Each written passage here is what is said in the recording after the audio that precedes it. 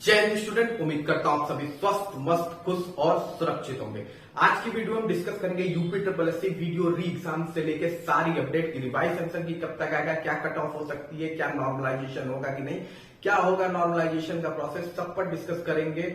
उससे पहले चंद्रयान 3 हमारा सक्सेस हो गया है, उसके लिए हमारे साइंटिस्ट और हमारी देश की जनता को बहुत बहुत शुभकामनाएं। चैनल को लाइक और सब्सक्राइब जरूर कीजिएगा, सब्सक्राइब जरूर कीजिएगा क्योंकि अभी 89% लोगों ने इस चैनल को सब्सक्राइब नहीं किया है। चलिए चलते हैं वीडियो की ओर। तो सबसे पहले हम डिस्कस कर लेते हैं वीडियो री एग्जाम में रिवाइज आंसर की को लेके क्या अपडेट आ रही है। तो देखिए वीडियो री एग्जाम के रिवाइज आंसर की अपडेट यही है कि यूपी ट्रिपल एससी जो अगला जो भी नोटिस जारी करने वाला है वो यही है, आपका रिवाइज आंसर की। ठीक है, यूपी ट्रिपल एससी की अब जो भी नोटिस आएगी उसमें रिवाइज आंसर की ही आएगा आपका। इसके अलावा कोई पोस्ट आया है, लेकिन इंपॉर्टेंट इस समय यूपी ट्रिपल एससी जो सबसे ज्यादा काम कर रहा है वो इसी पे कर रहा है, वीडियो के रिवाइज आंसर की पे। तो ये चीज आपको इसी मंथ देखने को मिल सकती है, सितंबर में नहीं जाएगी, इस मंथ में हो सकता है ये आपको एकदम देखने को मिल जाए क्योंकि इस पे काम बहुत तेजी से चल रहा है। और अगली अपडेट आपकी यही है कि यूपी ट्रिपल एससी जो भी चीज जारी करेगा वो रिवाइज आंसर की होगा। देखिए डिले करने का उसका रीजन यही है ताकि वो नहीं चाह रहा है कि इसमें भी रिवाइज आंसर की में भी गलती हो जाए, क्योंकि यूपी ट्रिपल एससी का हर बार जब होता है रिवाइज आंसर की आता है उसमें भी गलती निकलती है। तो कोशिश ये कर रहा है कि गलती ना हो ताकि कोर्ट में जाए नहीं वैकेंसी, क्योंकि कोर्ट में वैकेंसी गई तो फिर लटकेगी और ऑलरेडी ये वैकेंसी डिले हो चुकी है 2018 से। अब हम बात कर लेते हैं अगली अपडेट को लेके कि उसका रिजल्ट कब तक आ सकता है। तो देखिए इसका रिजल्ट आपका नवंबर से पहले आपको देखने को नहीं मिलेगा। वीडियो री एग्जाम का जो रिजल्ट होगा वो नवंबर में आएगा। ठीक है, नवंबर के बाद डीबी जब भी हो, लेकिन जो डीबी का जो रिजल्ट है वो नवंबर में आपको देखने को मिलेगा। उसके बाद हम बात कर लेते हैं कि इसमें नॉर्मलाइजेशन होगा कि नहीं होगा। अगर होगा तो कैसे होगा। ठीक है, तो नॉर्मलाइजेशन बिल्कुल होगा। देखिए किसी भी एग्जामिनेशन में बहुत लोग कह रहे हैं कि मेंशन नहीं है, तो ऐसा कुछ नहीं है, या कोर्ट हम चले जाएंगे तो कोई बेनिफिट होने वाला नहीं है। जब भी शिफ्ट में एग्जामिनेशन होगा तो नॉर्मलाइजेशन होना जेन्युइन है, क्योंकि हर शिफ्ट का पेपर सेम लेवल का नहीं होता है और इससे ना इंसाफी होगी उन बच्चों के साथ जो टफ पेपर दिए होंगे। ठीक है, तो ये बड़ी इंपॉर्टेंट है। लेकिन नॉर्मलाइजेशन ऐसा भी नहीं है कि कई लोग कह रहे हैं कि जिस शिफ्ट का पेपर इजी आया तो हर बार उसका नंबर घट जाता है या हार्ड शिफ्ट वालों का नंबर बढ़ेगा ही। नॉर्मलाइजेशन में कुछ चीजें देखी जाती हैं, जैसे कि मान लीजिए कि 4 शिफ्ट में अगर आपका पेपर है और पहली शिफ्ट सबसे पहले देखा जाता है कि नंबर ऑफ स्टूडेंट किस शिफ्ट में ज्यादा है। ठीक है, तो नंबर ऑफ स्टूडेंट जिस शिफ्ट में ज्यादा होंगे उस शिफ्ट को बेनिफिट मिलने वाला है। दूसरा इंपॉर्टेंट बात होती है जो सब देखी जाती है कि पेपर कौन सा हार्ड आ रहा है। ठीक है, पेपर हार्ड ये ज्यादातर लोग सोचते हैं कि नॉर्मलाइजेशन इसी पर होता है, पेपर हार्ड पर। ये बिल्कुल सही बात है कि जिस शिफ्ट का पेपर टफ आता है उस शिफ्ट का नंबर बढ़ता है, जिस शिफ्ट का पेपर टफ नहीं आता है उस शिफ्ट का नंबर घटता है। ये बिल्कुल सही बात है। लेकिन एक इंपॉर्टेंट की पॉइंट होती है कि टाइप ऑफ स्टूडेंट जो है, टाइप ऑफ स्टूडेंट भी बहुत इंपॉर्टेंट की पॉइंट होता है। टाइप ऑफ स्टूडेंट का मतलब है कि मान लीजिए शिफ्ट 1 पेपर इजी आया है लेकिन उसमें टैलेंटेड बच्चे कम बैठे हैं, लेकिन शिफ्ट 2 पेपर टफ आया है लेकिन टैलेंटेड बच्चे ज्यादा बैठे हैं, तो शिफ्ट 2 का स्कोर ज्यादा हो जाएगा शिफ्ट 1 के कंपेयर में, अगर वहां पे टैलेंटेड बच्चे ज्यादा बैठे होंगे।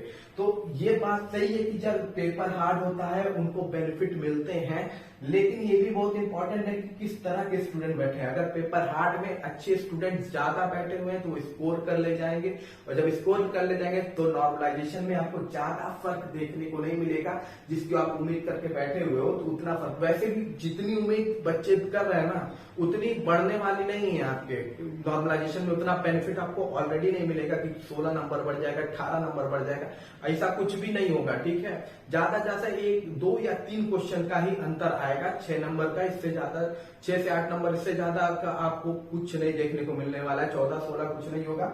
ठीक है, हाँ UP triple SC lower PCS में हुआ था तो उसकी उम्मीद पे बैठे हुए सब वीडियो एग्जाम में, लेकिन जो क्वेश्चंस चैलेंज किए गए हैं उसमें भी आपको बता दें कि सारे क्वेश्चन यूपी ट्रिपल एससी मानने वाला नहीं है कि गलत थे या ये थे या एक्सेट्रा थे। और इसके अलावा देखिएगा पैट में भी आपने देखा था मुश्किल से एक या 2 नंबर का फर्क था नॉर्मलाइजेशन में। तो यहाँ पे ये भी बहुत इंपॉर्टेंट की रोल प्ले करता है टाइप ऑफ स्टूडेंट, किस तरह के स्टूडेंट आपके बैठे हुए हैं। ठीक है, और इसके अलावा नंबर ऑफ वैकेंसी होती है। तो ये 4 पॉइंट होता है जिससे आपका नॉर्मलाइजेशन तय होता है। ठीक है, तो जो नॉर्मलाइजेशन का प्रोसेस है यही है ओवरऑल। ठीक, तो ये जरूरी नहीं है कि इजी शिफ्ट का है तो आपका नॉर्मलाइजेशन में नंबर घट जाएगा।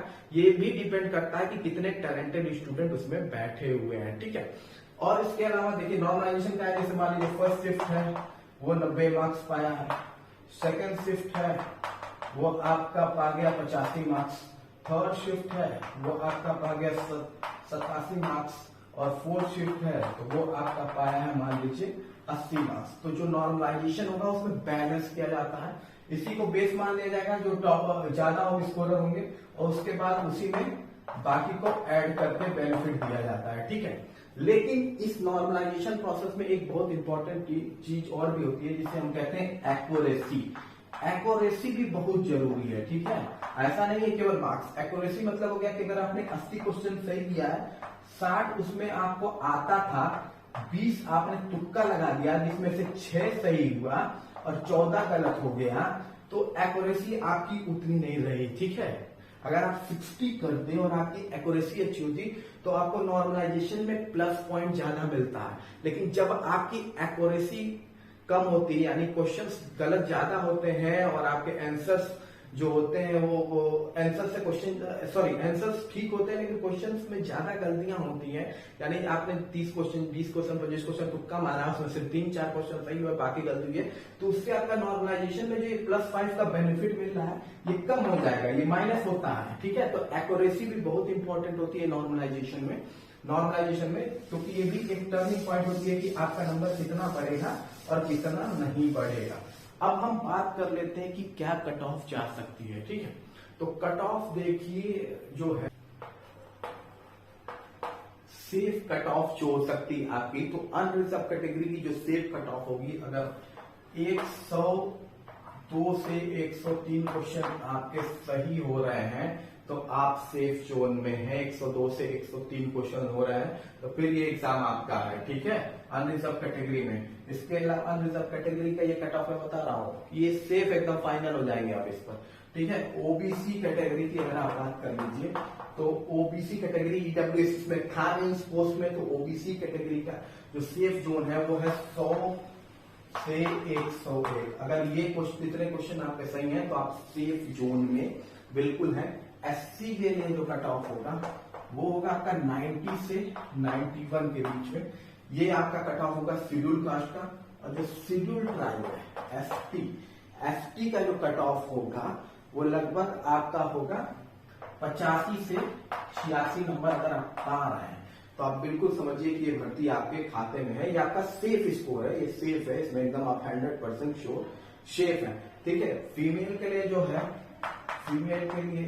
वो आप मान के चलिए 96 से 97 मार्क्स अगर आपके आ रहे हैं तो आप एकदम सेफ जोन में है, फीमेल कैटेगरी भी सेफ जोन में है।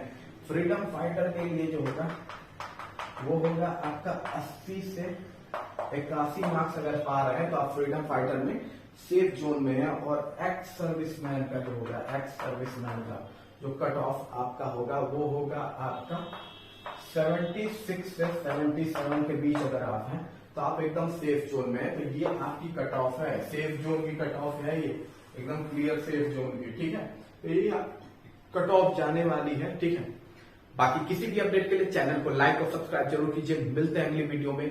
जय हिंद, जय भारत।